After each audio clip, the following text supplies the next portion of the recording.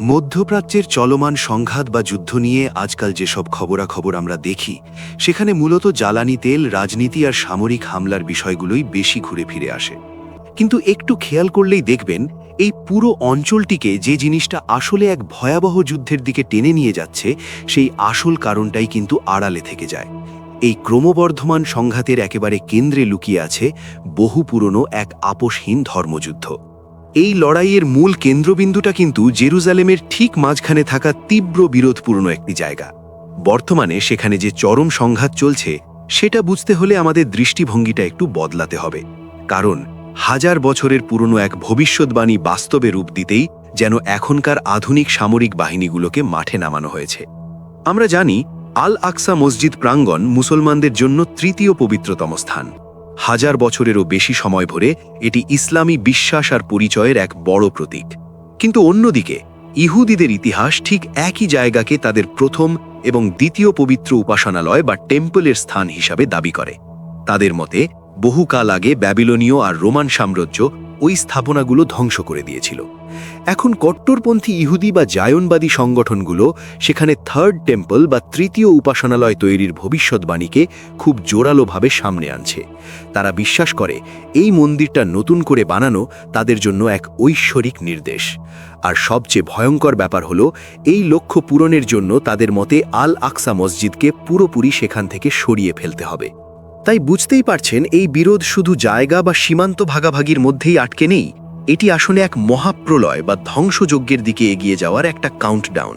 কারণ এক পক্ষের ধর্মীয় লক্ষ্য পূরণ করতে হলে অন্য পক্ষের সবচেয়ে পবিত্র জায়গাটাকে পুরোপুরি মুছে ফেলতে হবে। এই থার্ড টেম্পল নির্মাণের বিষয়টা মূলত এই অঞ্চলে তাদের আরও বড় এক আধিপত্য বিস্তারের কেন্দ্রবিন্দু। থিওডর হার্জেলের মতো প্রথম দিককার রাজনৈতিক জায়নবাদীরা গ্রেটার ইসরায়েল বা বৃহত্তর ইসরায়েল গড়ার একটা নীল নকশা তৈরি করেছিলেন। এই সীমানার ধারণাটা তারা নিয়েছে বাইবেলের বুক অফ জেনেসিস থেকে। তাদের দাবি অনুযায়ী এই বৃহত্তর ইসরায়েলের সীমানা মিশরের নীল নদ থেকে শুরু করে ইরাকের ফোরাত নদী পর্যন্ত বিস্তৃত। এখন চিন্তা করে দেখুন, এই মানচিত্রটাকে বাস্তবে রূপ দিতে হলে বেশ কয়েকটি স্বাধীন দেশ দখল করতে হবে। এর মধ্যে আছে ফিলিস্তিন, লেবানন, জর্ডান, সিরিয়া, ইরাক, মিশর আর সৌদি আরবের বড় একটা অংশ। শুনতে কোনো প্রাচীন রূপকথা বা পৌরাণিক কাহিনীর মতো মনে হলেও এই মানচিত্রটাই এখন মধ্যপ্রাচ্যে আধিপত্য বিস্তারের একটা বাস্তব রোডম্যাপ হয়ে দাঁড়িয়েছে। খোদ ইসরায়েলের শীর্ষ কর্মকর্তারাও এখন প্রকাশ্যে নিজেদের সীমানা বাড়ানোর কথা বলছেন। যেমন তাদের অর্থমন্ত্রী বেজালিল স্মোটিচ প্রকাশ্যেই বলেছেন যে জেরুজালেমের ভবিষ্যতের সাথে আশেপাশের এলাকা দখলের বিষয়টা সরাসরি জড়িত। এমনকি তিনি নির্দিষ্ট করে সিরিয়ার রাজধানী দামেস্কের নামও উল্লেখ করেছেন। আসলে 1948 সাল থেকেই ইসরায়েলের এই সম্প্রসারণ বা দখলদারিত্ব শুরু। 1967 সালের যুদ্ধ এবং তারপর থেকে ইসরায়েল ধারাবাহিকভাবে আন্তর্জাতিকভাবে স্বীকৃত অঞ্চলগুলোতে নিজেদের আধিপত্য বাড়িয়েই চলেছে। এখন প্রশ্ন হল, আন্তর্জাতিক আইনকে বুড়ো আঙুল দেখিয়ে একের পর এক দেশের ওপর এমন আগ্রাসন চালানোর সাহস তারা কিভাবে পাচ্ছে? উত্তরটা হল বাইরের পরাশক্তিগুলোর বড় ধরনের সমর্থন। আর এই সমর্থনটা মূলত আসে তাদের শক্তিশালী মিত্র আমেরিকার কাছ থেকে। মাইক হাকাবির মতো আমেরিকান রাজনীতিকরাও নীল থেকে ফোরাত নদী পর্যন্ত এই দাবিকে সমর্থন করেন। তারা মনে করেন ইসরায়েলের এই সম্প্রসারণ যীশু খ্রিস্টের পৃথিবীতে ফিরে আসার জন্য একটা ঐশ্বরিক শর্ত। ইসরায়েলের এই আগ্রাসী চিন্তার সাথে আমেরিকানদের এমন ধর্মীয় উন্মাদনা মিলে একটা ভয়ঙ্কর জোট তৈরি করেছে।